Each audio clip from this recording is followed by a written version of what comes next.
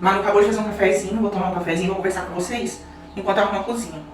A cozinha tá bem bagunçada. Óbvio, né, gente? Pra quem acha aí que... Ah, mas sua cozinha tá podre, né? Tem gente que comentou aí. Eu acho que todo mundo, depois do almoço, depois do jantar, a cozinha fica pra arrumar. Alguém tem que arrumar. E aqui sou eu mesmo, então eu vou conversar algumas coisas com vocês. Eu peguei meu laudo sobre TDAH essa semana. Saiu sexta-feira. E assim, gente, nossa Deus, é libertador, sabe? Porque eu tenho 42 anos e assim, quase 40 anos de muito sofrimento. Porque... Quase 40 porque não começa, né? Na infância. Na primeira infância. Começa normalmente nosso sofrimento, o sofrimento do TDAH, criança. Começa a partir da segunda infância, da segunda infância, né? Que é a fase escolar. Que se estende pela adolescência, que eu acho que é a pior fase, que é a fase que as pessoas começam a esperar coisas da gente, né? Pelo menos assim, comigo foi assim, acho que com todo ser humano. É a fase que começam a cobrar responsabilidade, cobrar que a gente tenha o mínimo de organização, que a gente cuide dos nossos quartos, que a gente comece a ajudar em tarefas domésticas. E a gente não tem essa habilidade porque simplesmente o nosso cérebro não funciona como um cérebro que é considerado neurotípico, né? Que nós somos neuroatípicos. Então, assim, por isso, transtorno, vou falar primeiro o que significa. Acho que muitas pessoas já sabem, mas vou falar. Transtorno TDAH, transtorno de déficit de atenção e hiperatividade. Ficar sentada procrastinando simplesmente porque eu não tenho nenhum prazer em fazer qualquer outra coisa, mas ao mesmo tempo eu tô com o celular na mão, passando várias coisas ao mesmo tempo, às vezes eu tô com várias telas abertas, às vezes eu tô com o celular e a TV ligada, então assim, às vezes eu tô com o celular, a TV e um livro do lado, e eu nunca consigo fazer nada direito. Como começou na infância e adolescência, gente, eu sofri muito. Eu sou professora, trabalhei em escola, e eu vi muitos casos de pais que entram em negação. Não é isso e tal. Outras pessoas criticam e falam que é falta de educação da criança, que é a criança que é procrastinadora, que é a criança que não dá conta, que é a criança preguiçosa. E nós, adultos, levamos esse estigma também de preguiçosa, pelo simples fato de eu não conseguir dar conta de fazer no mesmo prazo o que uma pessoa neurotípica consegue fazer. Porque eu não consigo ter, gente, o início, meio e fim. Uma das coisas que acusou no meu teste, né, nos meus testes, foram vários testes, foram 2, quase 3 meses de avaliação, é que eu tenho dificuldades com planejamento, organização e atenção. Então assim, eu não tenho atenção, portanto, eu não consigo me organizar. Ao mesmo tempo que eu sei que tem um monte de coisa para fazer, eu não consigo me organizar para fazer essas coisas, e isso vai acumulando porque eu vou procrastinando, porque a gente entra num desespero total de olhar, principalmente adultos, né, gente? Eu tô falando já de adulto, não vou falar de criança, eu vou falar de mim mesmo. Com criança as coisas acontecem de outra forma, que entra aí maturidade e tudo mais, a própria educação, questões sociais, que já na vida adulta a gente tem mais maturidade, então a gente consegue ter alguns limites. Claro, ser mais consciente, por exemplo, eu tenho consciência de que eu moro numa casa, eu sou responsável por essa casa, eu sou a mãe, a mulher, então a casa depende de mim, a organização da casa, o funcionamento da casa depende de mim, depende da Aline.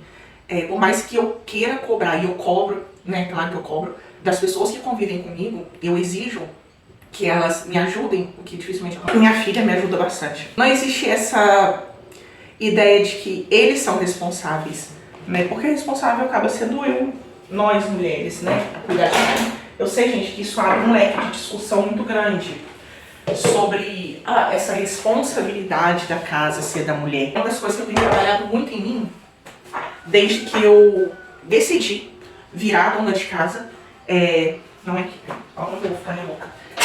Tem as coisas que eu pensava aí dar doce, mas eu vou tentar. Quando eu decidi me tornar dona de casa, ou seja, deixar por um tempo o serviço, né, secular, o serviço fora de casa, e passar a cuidar da minha casa, que foi uma escolha minha, a dança em relação a mim mesma aumentou muito. Eu acho que isso me ajudou a afundar um pouco na depressão, porque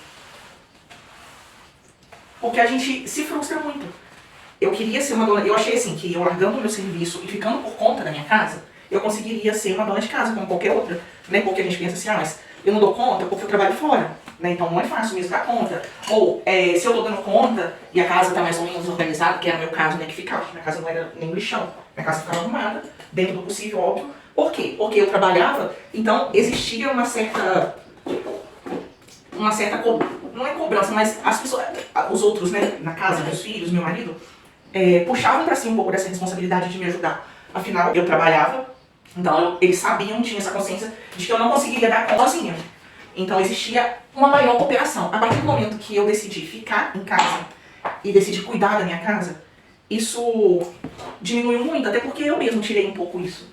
Peraí, vou procurar. Porque eu puxei pra mim essa responsabilidade, né? Eu falei assim, não, eu tô em casa, não faz sentido meu marido continuar me ajudando, eu deixar o serviço pro final de semana, por exemplo, a faxina, deixar acumular serviço, uma vez que eu fico em casa e ele tá trabalhando, ele tá provendo, né? Vou preencher aqui com pinga, gente, porque meu marido guardou a pinga, porque essa pinga tá mais pra água do que pra pinga.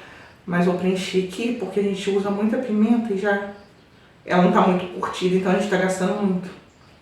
Quando eu puxei essa responsabilidade pra mim, foi quando eu entrei no desespero, porque eu vi que eu não ia dar conta. Gente, se eu chorar, eu vou chorar. Porque é uma coisa que dói muito em mim. Mexe com a questão da frustração, né, gente? Então não tem como. Eu vou tentar não chorar. Eu vou tentar não chorar, mas eu sou muito manteiga derretida. Quando a gente começa a se cobrar e começa a trazer responsabilidades pra gente, a gente vê que a gente não dá conta. A gente entra num loop de frustração. Sabe? A gente pensa assim, cacete, todo mundo consegue, por que eu não? Sabe? Porque todas as mulheres dão conta, muitas delas trabalham fora e cuidam de suas casas. Por que eu enlouqueço? Porque gente, eu literalmente enlouqueço. Eu fico, meu Deus do céu, sabe? Às vezes eu levo um dia pra fazer coisas básicas e às vezes chega no final do dia e eu não dei conta de tudo e às vezes eu começo a fazer atrasada porque eu procrastino e aí eu vejo também que eu não dei conta de tudo e eu me culpo porque é um loop, gente. É culpa, frustração, decepção, irritabilidade e aí a gente passa a ter ódio de nós mesmos, sabe? Porque eu fico assim, tá, mas eu procrastinei o dia inteiro, por isso que eu não dou conta. Né? Se eu tivesse começado cedo, eu já teria terminado. Só que às vezes eu fico fazendo uma coisa por, sei lá, 20 minutos e eu me sinto exausta, sabe? Por quê? Porque é típico do TDAH. E eu não sabia disso, porque o TDAH não gosta e não consegue, a gente não tem, nosso cérebro não tem de fato maturidade pra ficar, gente, é isso mesmo, é maturidade, tá? O cérebro do TDAH, o lóbulo, não, gente, desculpa, eu vou pesquisar e depois eu coloco nos comentários. Mas parte do cérebro ele não amadureceu. Que é essa parte mesmo de organização, de atenção, inibição das impulsões e tal. Então a gente é mais impulsivo, a gente tende a ser mais desorganizado, inclusive na fala, acho que vocês percebem, a minha fala é um pouco desorganizada, eu fico tentando juntar meu pensamento para poder conseguir me expressar da melhor forma possível. Mas eu tenho um pouco de desorganização sim na minha fala. Opa, vamos lá. Eu não consigo permanecer numa mesma atividade por muito tempo. Eu me sinto extremamente exausta. Então por isso que às vezes quando eu começo a limpar, sei lá, a cozinha, eu vejo que o serviço não rende, o que vai demorar muito, parece que eu, sei lá, limpei 3, 10 casas. Eu lembro que no meu primeiro vídeo eu cheguei a comentar sobre isso. E aí eu estudando, porque eu adoro estudar, gente, eu vou atrás de tudo, sabe? Inclusive eu só desconfiei do meu TDAH depois que eu me formei como professora. E recebi alunos com TDAH e via muita gente falando, que virou modinha, TDAH e TEA, né, que é o transtorno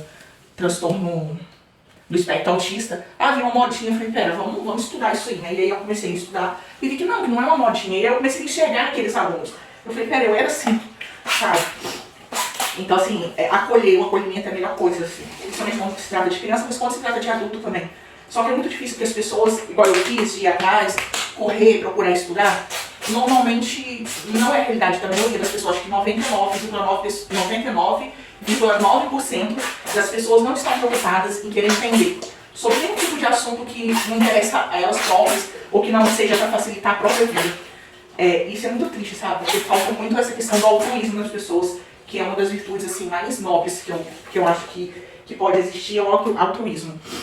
Que é você se preocupar em tornar a vida das pessoas melhor. E não só apenas a sua vida. Mas enfim, isso fica para outro dia. Podemos falar sobre virtudes. Eucalipto, esse aqui é de capim-limão. E lá vou eu, né, nos tais cheirinhos, que nem posso. Nem tô curada de tudo. E aí eu comecei a entender, estudando, principalmente essa semana, depois de ser ao meu lado, depois de tudo que eu conversei com a neuropsicóloga, não é que eu sou preguiçosa, não é que eu deixo correr solto, nada disso, porque simplesmente eu não quero fazer, porque eu não consigo, não tá em mim. Aí, mas como que resolve isso, gente? A vida do TDAH Eu acho outro dia, foi muito decepcionante, nem sei, sabe, qual a palavra certa pra usar, mas doeu muito. Eu li um comentário num post sobre TDAH e o cara respondendo, falou assim, não adianta, porque a vida do TDAH é um eterno querer fazer e não conseguir. Porque é isso, gente, a gente planeja todos os dias, porque a nossa mente não para. A minha mente não para, eu tô o tempo todo planejando essa noite, por exemplo, eu não dormi. Fiquei pensando, o que eu posso fazer de vídeo, que tipo de assunto eu posso trazer, que coisas eu posso estudar para trazer, e aí eu começo a abrir vários outros vídeos sobre outros temas, sobre outros assuntos. Eu vou uma coisa atrás da outra e não dou continuidade praticamente em nada. E ao mesmo tempo eu sei que eu nunca vou realizar a maioria das coisas que eu planejo. Porque isso é a vida do TDAH. Aí qual é a solução? Esse cara falou justamente disso, o remédio. Só que aí, gente, tem um problema. Eu já dei uma lida que o remédio, o nosso corpo acostuma com ele. Então assim, é mais um problema, né? Que eu não sei se de fato é assim. Hoje eu tenho terapia, daqui a pouco. Eu tenho uma consulta com o neurologista dia 3 e com o meu psiquiatra dia 12. E aí eles vão poder falar melhor sobre essa questão de se o organismo realmente acostuma ou não, se uma hora para de fazer efeito de fato. Esse é o meu maior medo, sabe? Porque a minha esperança tá no remédio. É claro, a esperança da gente tá sempre em Deus, né? Eu falo assim, mas no que se trata aqui na Terra, o físico, né, e o possível de se fazer aqui na Terra, a minha esperança é no remédio agora, porque para ver se eu consigo.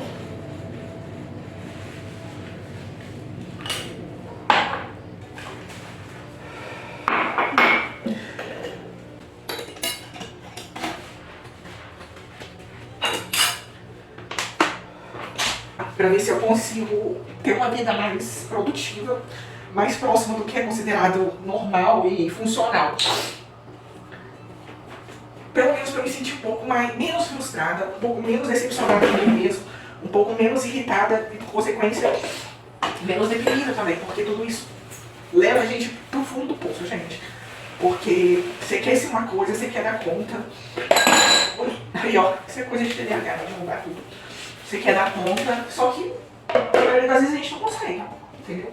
E aí eu quero falar, mudando, não de fato pra não, só tem a ver, é só um gancho, porque eu comecei a falar, né, quando eu puxei pra mim essa responsabilidade de cuidar da casa e começaram os meus maiores problemas, assim, de frustração mesmo. Porque, gente, foi assim, ó, eu sempre tive pra mim que eu seria uma péssima dona de casa, porque eu fui muito julgada, eu apanhei muito, eu fui muito maltratada, humilhada, porque na minha infância, adolescência, eu não dava conta. Então assim, o que minhas colegas faziam, eles cuidavam da casa, eu era comparada o tempo todo. Minhas primas, né, fulano faz, ciclano faz, você não consegue, você não faz. Você fica o dia inteiro pra arrumar uma cozinha. Gente, eu vi isso a minha adolescência inteira. Nossa, são 5 horas da tarde que eu começo nessa cozinha 1 hora. Entendeu? E às vezes eu apanhava por isso. Porque aquilo pra mim era insuportável, sabe? Aquilo, a sensação que dá é que nunca vai acabar. Então assim, você no seu quarto sei lá, um chiqueiro, né, porque tinha roupa jogada, deixava toalha assim da cama, essas coisas. Que, né, faz parte da vida do TDAH. Você não dá conta dos estudos, só que eu sempre tive notas boas, tá, gente? Uma das coisas boas desse teste que me deixou com uma autoestima muito boa é que a minha inteligência e o meu QI, eu sempre dei conta de ter boas notas, apesar de eu ter repetido. O único ano que eu repeti foi por causa do TDAH, que eu esqueci disso, quando chamaram eu fiz muitas faltas. Eu conto essa história o outro dia quando eu comecei a contar coisas engraçadas que acontecem na vida do TDAH, gente, porque são muitas, tá? Como eu fui muito cobrada, muito julgada na minha infância, adolescência, no início da minha juventude, até eu ter a minha própria casa, foi aos 24 anos, quando eu saí da minha cidade, vim morar aqui em Minas, do estado, né, da minha cidade, eu era tratada dessa forma. Não vou falar, mas vocês imaginam, né, quais as pessoas. Então, eu sempre jurei pra mim que eu jamais seria dona de casa, que eu queria estudar, eu queria me formar, porque eu queria ser profissional, trabalhar fora de casa, para eu não ter a preocupação de ter que cuidar de uma casa, ou pelo menos eu ter o dinheiro para pagar alguém que cuidasse. Inclusive eu falei disso, né, no primeiro vídeo. Lá, eu nunca quis ser dona de casa, eu queria me formar para poder pagar alguém que fizesse o serviço de casa para mim. E teve uma época que eu tinha pessoas que, não uma pessoa fixa, mas eu contava com faxineiro, minha filha recém-nascida, quando abriu a loja eu estava grávida e eu continuei cuidando da loja. Nessa loja, às vezes eu não dava conta mesmo, não tinha condição, porque abria sábado, tudo. Era loja de bairro, então era bem complicado. E eu pagava às vezes faxineira para me ajudar, porque minha filha era muito petitinha, meus 2 filhos muito pequenos, e eu precisava mesmo de ajuda. Então às vezes eu morava num apartamento pequenininho, então eu pagava uma pessoa para me ajudar e a pessoa ia lá fazer a faxina para mim, era uma glória. Gente, não é que a gente não gosta de ver a casa arrumada, pelo contrário, eu gosto da minha casa num brinco. É isso que é mais frustrante, sabe? Porque eu quero minha casa brilhante, ela tá muito limpa, a sensação de aconchego, né? É muito gostoso, eu amo coisa, casa aconchegante, aquela casa que abraça, que tem cheirinho, né? Vocês já viram que eu amo cheirinho. Eu gosto de manter minha casa arrumada, é por isso que dói tanto, por isso que é tão frustrante. Porque quando a gente não consegue, é absurdamente deprimente.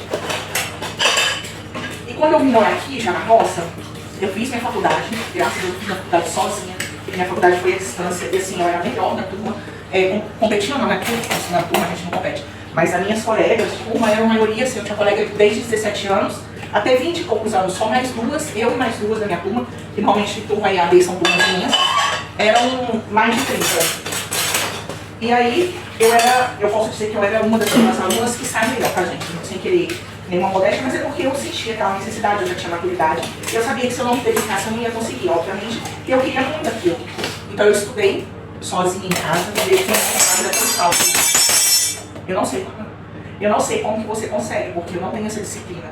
E, gente, uma das coisas boas no TDAH é o hiperfoco, que é também, que tem também no TEA, né, no transtorno de espectro autista, que é o hiperfoco. Quando você hiperfoca em alguma coisa, ou quando você quer muito uma coisa, quando você gosta muito de uma coisa, você hiperfoca naquilo e você não para até você conseguir. A minha faculdade foi isso. Eu hiperfoquei na faculdade e consegui ótimos resultados, graças a Deus.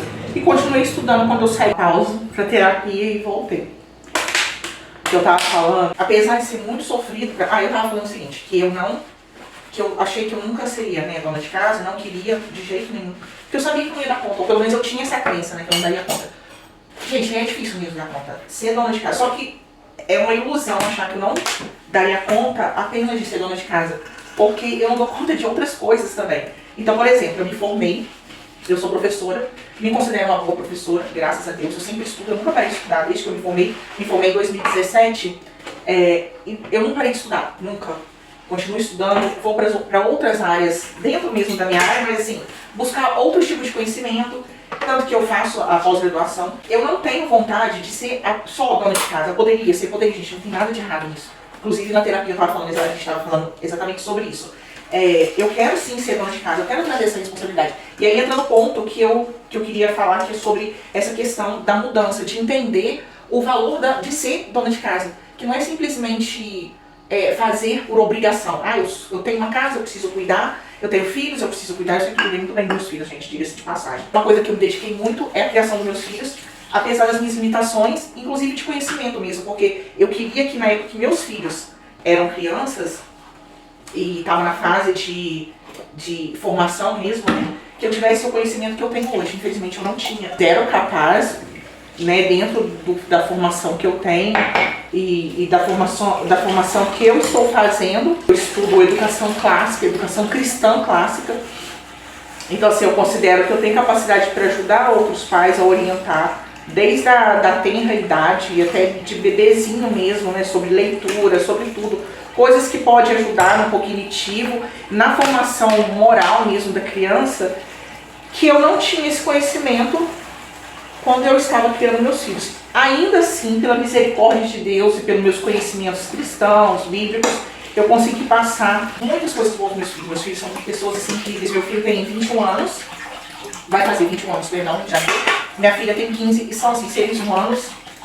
Nossa mãe, sabe? Incríveis. Então assim, eu e meu esposo, a gente conseguiu passar o máximo de conhecimento cristão e dentro do nosso conhecimento, dentro das nossas possibilidades e das nossas próprias crenças, a gente conseguiu passar o ensino. E aí vem essa questão da casa. Vamos voltar para casa. Gente, hoje eu entendo também, dentro de tudo que eu estudei, dentro de tudo que eu estudo, minha vida cristã, a importância que tem da mulher dentro de casa. Sabe? Coisas que eu não sabia antes. Eu não tinha essa consciência sobre isso que eu tô falando, que eu queria ter tido essa consciência antes. Que eu fazia intuitivamente porque eu amo meus filhos, porque eu queria criá-los. E eu tive essa oportunidade de, na infância dos meus filhos, estar próximo deles. Porque quando eu comecei a trabalhar na escola, antes eu trabalhei no hospital, né? Sou técnica de enfermagem, meu filho era pequenininho. Depois eu tive a loja, a gente teve a loja com meus pais. Estava praticamente em casa, porque a loja era na parte de baixo da minha casa. Então meus filhos ficavam comigo, a Manu recém-nascida, até um ano e pouco, até quase 2 anos. Depois eu me mudei pra cá, comecei a estudar. Então no período que eu estava estudando, eu cuidei integralmente da criação deles. E depois eu comecei a trabalhar e eles já estavam maiorzinhos, né? A Manu estava pequenininha, mas o Guilherme já estava no ensino fundamental 2. E aí eu sempre escolhi trabalhar só meio período mesmo, porque eu achava que não ia dar conta mais que isso. Então eu trabalhava meio período, né? A profissão de professor, ela dá essa... a gente tem esse privilégio de poder escolher, alguns têm, a gente tem gente que é obrigado mesmo até trabalhar 3 períodos por causa do financeiro. Mas eu tive a possibilidade e pude escolher trabalhar só meio período e continuar cuidando dos meus filhos. Então agora eu quis ficar integralmente em casa, já fez um ano, né, que eu estou integralmente em casa. Porque eu descobri isso, da importância que é, sabe? E de realmente a gente se entender, eu como mulher, me entender como responsável pela minha casa.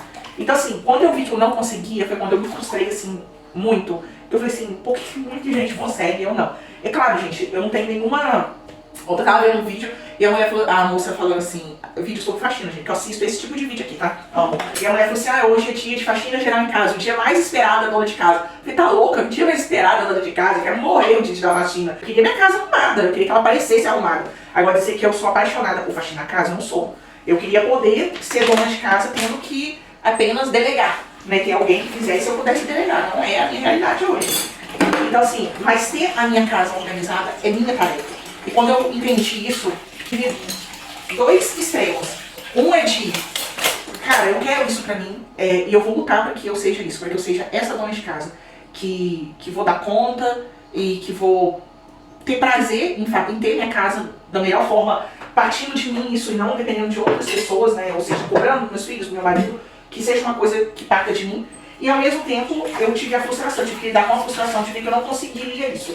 E aí é onde eu fui pra terapia, eu fui fazer os testes, né, fui pra neuropsicóloga, com estratégias, e colocar em prática estratégias que eu consiga, que me façam chegar nesse propósito. De eu conseguir essa mudança geral na minha vida, que é de me tornar assim uma dona de casa e de entender que eu posso sim, independente das minhas limitações, eu vou conseguir dentro das minhas limitações fazer o meu máximo. E eu quero isso, sabe? Eu não quero abandonar isso. E ao mesmo tempo eu não quero, hoje minha psicóloga falou assim, o que você quer? Sabe? O que eu quero de fato? E eu falei assim, eu vou falar o que eu não quero. Eu não quero ser apenas dona de casa. Nunca foi meu propósito. Até porque, gente, não dá pra ser hipócrita e falar que a questão financeira não influencia nisso. Graças a Deus, meu marido, a gente tem uma condição razoável. Meu marido consegue prover para que não nos falte nada. Mas eu tenho que abrir mão. Quando eu deixo de trabalhar, quando eu abro mão da minha parte, né, do meu salário, eu deixo de ter alguns luxos, entre aspas, gente. Não é luxo de riqueza, porque eu nunca fui rica, eu não sou rica. Mas eu abro mão de outras coisas que eu posso fazer quando eu tenho meu salário, né? E isso é óbvio, gente. Quando um para de trabalhar, ou quando mesmo que só um trabalhe, e o salário desse um cai, é óbvio que a gente vai abrir mão de certas coisas, né? A primeira coisa que a gente deve fazer, pelo menos pessoas que têm um mínimo de consciência, é fazer isso, né? Então você vai fazer o quê? Tá faltando dinheiro, ou diminuir o dinheiro, você vai baixar seu padrão. E eu não tô disposta a isso, sabe? Eu não quero baixar meu padrão. Mas você não é rica. Não, não sou. Mas, por exemplo, eu viajo todo ano. Sempre viajei, sabe? Mesmo na época do nosso Pindaíba, na época meu pai ainda tinha casa lá em Paraty. Então, mesmo na dificuldade, a gente já faz o tempo desde que eu comecei a trabalhar que eu alugo casa, ou vou pra hotel, essas coisas. Faço viagem no meu gosto, né? Dentro da minha possibilidade, óbvio. Porque a gente tem que entender, gente, que existe um padrão. Eu nunca vou fazer uma viagem como a Virgínia, né, a Virgínia lá do Zé Felipe faz. Ou como, sei lá, uma influencer, ou um médico, ou uma médica. Eu tenho que saber que eu tenho que viver dentro do meu padrão. E dentro do meu padrão, tem coisas que eu não estou disposta a abrir mão. Então, assim, a minha profissão importa, sabe? O meu salário, o meu dinheiro importa. E não estou disposta a abrir mão disso. Então, uma coisa que eu falei é isso.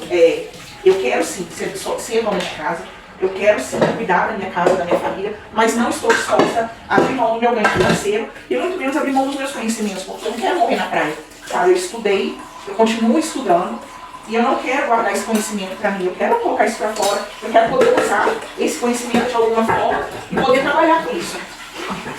Ainda que, gente, eu não precisasse do dinheiro, porque eu sempre, se eu tivesse que aplicar o meu conhecimento ajudando outras pessoas, que é o papel da professora, né? Educando outras pessoas, eu faria. Porque eu gosto disso. Uma questão que pra mim faz toda a diferença, assim, colocar em prática o que eu aprendi e o que eu venho aprendendo e não parar de aprender nunca, gente. Eu não tenho vontade, sabe, de parar de aprender. Eu quero aprender, eu gosto de aprender, eu gosto de estudar, eu quero também cuidar da minha casa, sabe? Eu quero que minha casa seja um ambiente acolhedor pra minha família. Eu quero ser aquela dona de casa que coloca flores, que monta a mesa, né, faz a mesa posta, que faz a cama posta. Claro, minha casa está em obra, a gente está fazendo várias coisas ao mesmo tempo. Eu preciso comprar várias coisas, por exemplo, eu não tenho utensílios de cozinha o suficiente para poder fazer uma mesa posta, por exemplo. Né? Porque, igual eu falei nos outros vídeos, a minha casa a gente está começando a reformar agora. Tem pouco tempo, né? Todo ano a gente faz alguma coisa. Então é óbvio que faltam utensílios, mas eu posso fazer dentro do que eu tenho. E aí aos poucos, de acordo com o que eu vou conseguindo ou conquistando as coisas, também não adianta a gente sair comprando tudo. Isso com a Gabi de Mena. Ela fala muito isso, sabe? Ela vai para um apartamento novo, ela é arquiteta, e ela fala sobre mulheres, né? E sobre a delicadeza das mulheres, esse aconchego, a responsabilidade da mulher de trazer esse aconchego para dentro de casa. Eu amo o Instagram dela. São coisas que eu tenho vontade de fazer e que hoje eu me sinto limitada por causa do meu funcionamento mesmo do meu cérebro, que não me permite otimizar o meu tempo e fazer com que o meu tempo e as minhas atividades sejam funcionais. Não aplicar mais os meus conhecimentos, mas eu quero fazer isso em menor tempo e poder o meu maior tempo dedicar à minha família. E tem mulheres que querem se dedicar 100% para a família. E eu acho maravilhoso, sabe?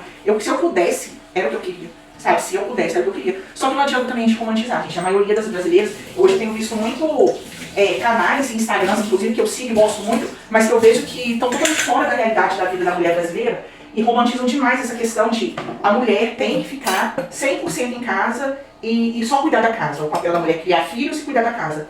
Quem pode, ótimo, maravilhoso, só que não é a realidade de 90% das brasileiras. Não dá, não é a minha realidade. Então, assim, por mais que eu ache lindo isso, eu não vou fingir que é o melhor para todas as mulheres. Então, não adianta, eu vejo gente criando canal, criando Instagram e falando disso. Falando, não, você tem que ficar em casa, você prefere colocar seu filho na creche, cuidar dele 100% em casa. Gente, eu como professora, eu vou falar uma coisa. A realidade de nós brasileiros, eu nunca aconselharia um pai ou uma mãe colocar um filho na escola, no Brasil.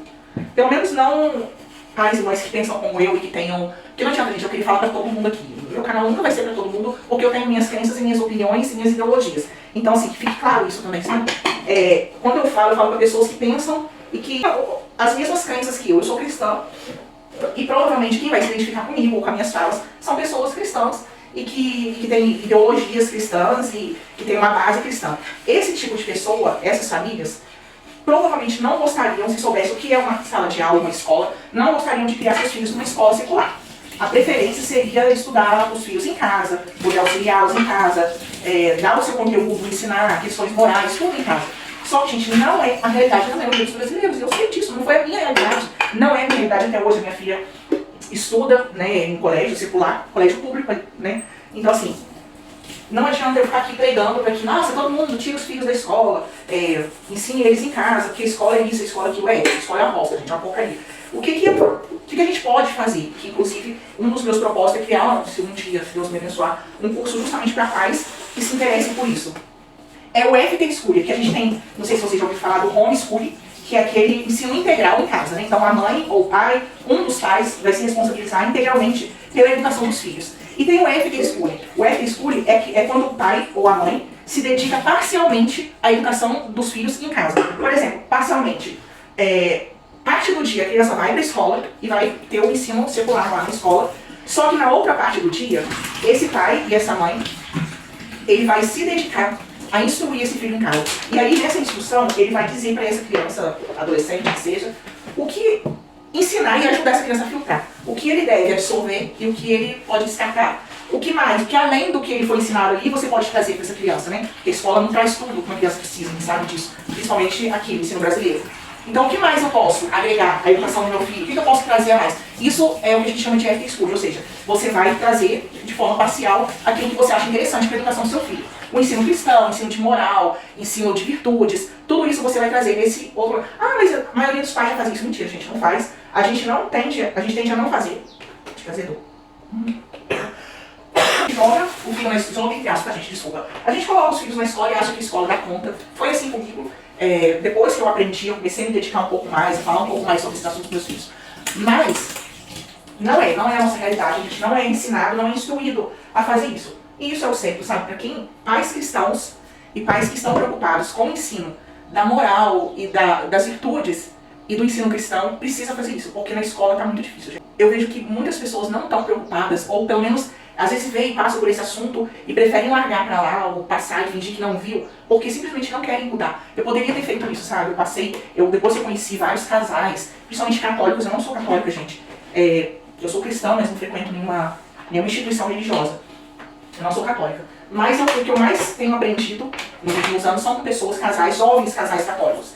Então, assim, o papel da mulher e da mãe, eu aprendi com essas pessoas. E eu sou muito grata a Deus por ter conhecido essas pessoas.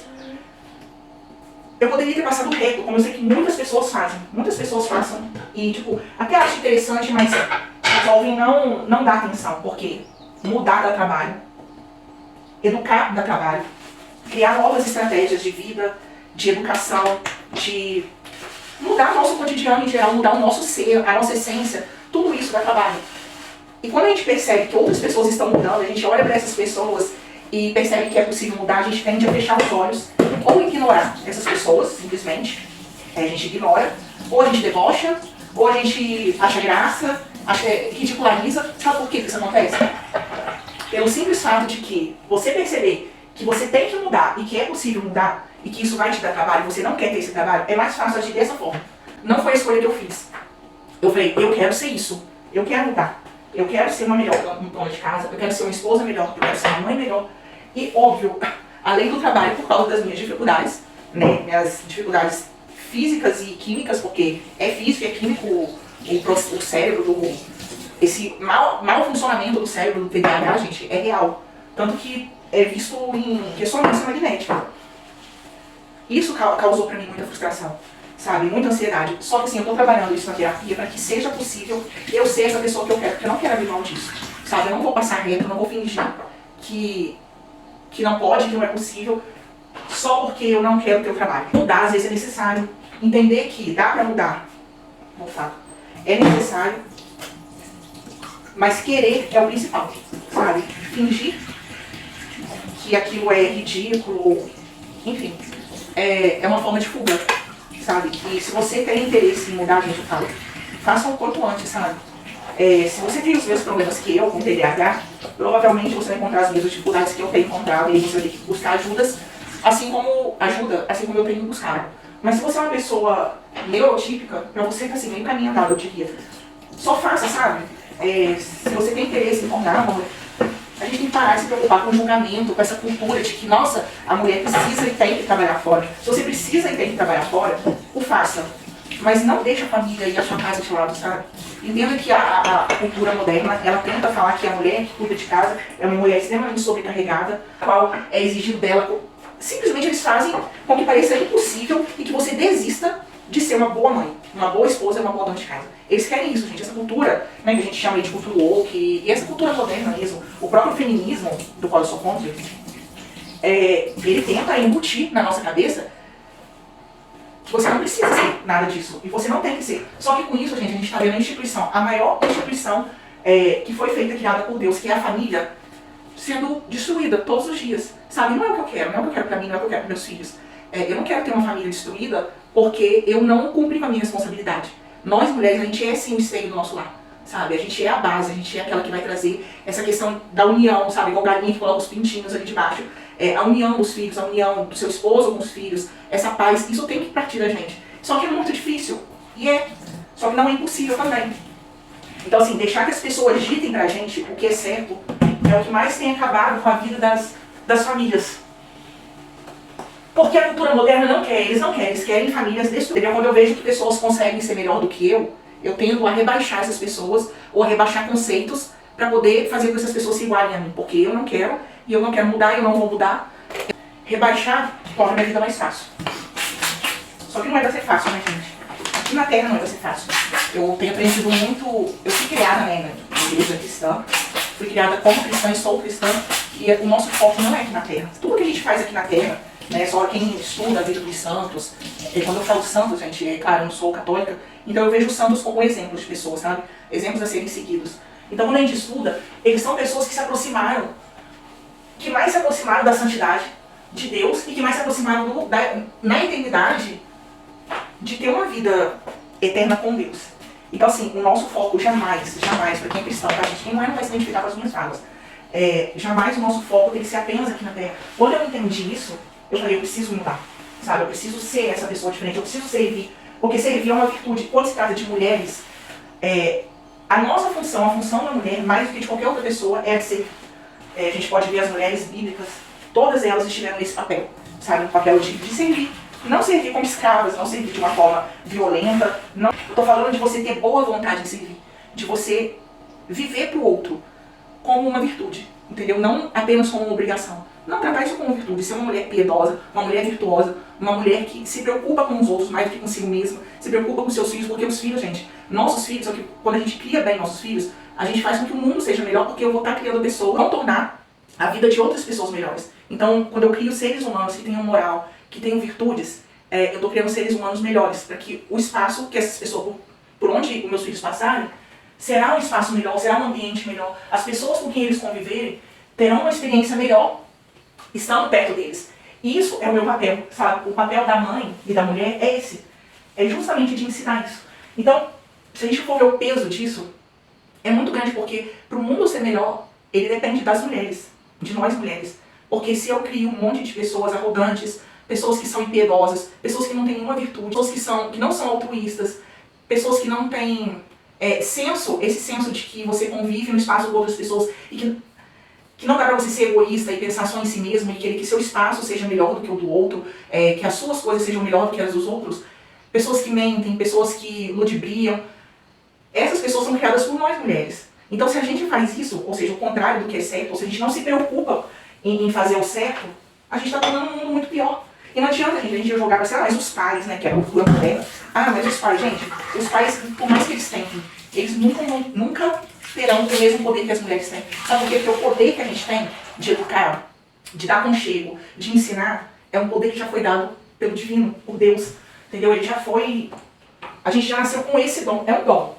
E a gente nasceu com esse dom. Então não adianta querer terceirizar. É nosso papel, sabe? Então assim, por isso eu decidi mudar minha vida, por isso eu, por mais que esteja me causando um certo transtorno essa mudança, porque eu tenho que lidar com várias outras coisas, eu não vou desistir disso. É o que eu quero pra mim. Vou continuar aqui, mais rápido. Uma coisa que eu observo, gente, que uma das coisas que mais atrapalha o ser humano a mudar e sair da zona de conforto, a querer ser uma pessoa melhor, é nada mais, nada menos do que o julgamento alheio. É impressionante, a gente se preocupa demais com o que as pessoas pensam. E é como eu falei, as pessoas que não estão dispostas a mudar, ou que não querem, ou que tem preguiça, ou que não querem sair da zona de conforto, ela vai julgar aquela pessoa que quer mudar. Por quê? Porque ela te rebaixando, ou te mostrando que, te debochando, fazendo você, te paralisando, tentando te paralisar, ela se iguala, ou te iguala a ela, e aí ela não precisa também de mudar. Mas quando ela vê que a gente está mudando, que é possível mudar, ela enxerga que ela simplesmente é alguém que não quer mudar. Que ela ou é preguiçosa, ou ela é uma pessoa que prefere viver daquela forma ali mesmo, e não aceita que as outras pessoas mudam. Então a tendência é o quê? Debochar, rebaixar, sabe? Fazer críticas, chamar de hipócrita. Gente, eu vejo muito isso. Às vezes a pessoa tá querendo mudar de vida, aí quando a pessoa começa a mudar, aí sempre tem um pra falar assim, mas que hipócrita, vivia assim, laçada até ontem, agora tá querendo ser desse jeito. Tá, e daí, que bom, tá evoluindo. Só que pessoas que não querem evoluir, elas jamais vão aceitar que outras pessoas evoluem, porque aí vão mostrar pra elas que elas também podem evoluir, só que elas não querem sair dessa zona de conforto. Elas não querem tomar essa atitude de evolução, né, que é sair do lugar que elas estão e se tornarem pessoas melhores. E quando elas veem que você tá mudando, provavelmente elas vão se irritar com isso.